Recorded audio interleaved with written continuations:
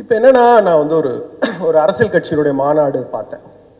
அந்த மாநாடு பார்த்தப்ப இந்த இளைஞர்கள் அரசியல் படுத்தப்படாம இருக்கிறாங்க. காலையிலிருந்து வெயில்ல கருகி சாகுறாங்க, மேடையிலேருந்து தூக்கி வீசப்படுறாங்க அப்படின்னு பார்க்குறப்ப ரொம்ப கவலை அளிக்கிறதா இருந்துச்சு.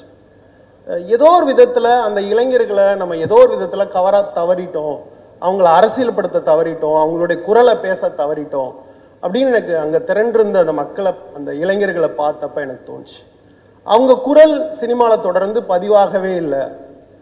அவங்க குரலை தாண்டி வேற வேற படங்கள் தமிழில் வந்துக்கிட்டே இருந்துச்சு, பேன் இண்டியா ஃபிலிம் அதுன்ட்டு. இப்போ இளைஞர்களுடைய குரல், இளைஞர்களுடைய மொழி, இளைஞர்களுடைய உலகம் இந்த மொத்தமாகவே பதிவாகாமல் இருந்துக்கிட்டே இருக்கிறதுனால தான் அந்த குரல் இன்னும் வேற ஒரு திசை பக்கம் சென்று கொண்டே இருக்கிறது அப்படின்னு எனக்கு அந்த கூட்டத்தை பார்த்தோன்னே தோணுச்சு. அவங்களுடைய குரல் பேச பண்ணோம், அதுக்காக நான் ரொம்ப கவலைப்பட்டேன். டயா பூஸ்டர் சுகருடைய ரிமோட் கண்ட்ரோல் இனி உங்க கையில. அனைத்து மருந்து கடைகளிலும் கிடைக்கும்.